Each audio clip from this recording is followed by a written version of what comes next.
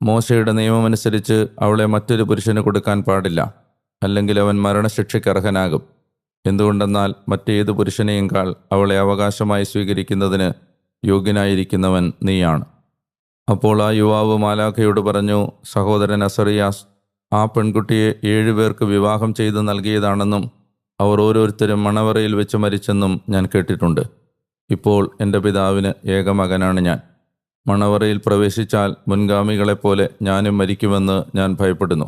എന്തെന്നാൽ ഒരു ദുർഭൂതം അവളിൽ അനുരക്തനാണ്. അവളെ സമീപിക്കുന്നവരെ അല്ലാതെ മറ്റാരെയും അത് ഉപദ്രവിക്കാറില്ല. ആകയാൽ ഞാൻ മരിക്കുമെന്നും എന്നോടൊപ്പം എൻ്റെ പിതാവിൻ്റെയും എൻ്റെ മാതാവിൻ്റെയും ജീവൻ ദുഃഖത്തോടെ അവരുടെ കുഴിമാടത്തിലേക്ക് ഞാൻ നയിക്കുമെന്നും ഭയപ്പെടുന്നു. അവരെ സംസ്കരിക്കാൻ ഞാനല്ലാതെ മറ്റൊരു പുത്രൻ അവർക്കില്ല. മാലാഖ അവനോട് പറഞ്ഞു, നിന്റെ വംശത്തിൽ നിന്ന് തന്നെ നീ ഭാര്യയെ സ്വീകരിക്കണമെന്ന് നിന്റെ പിതാവ് ആജ്ഞാപിച്ചിട്ടുള്ള കാര്യം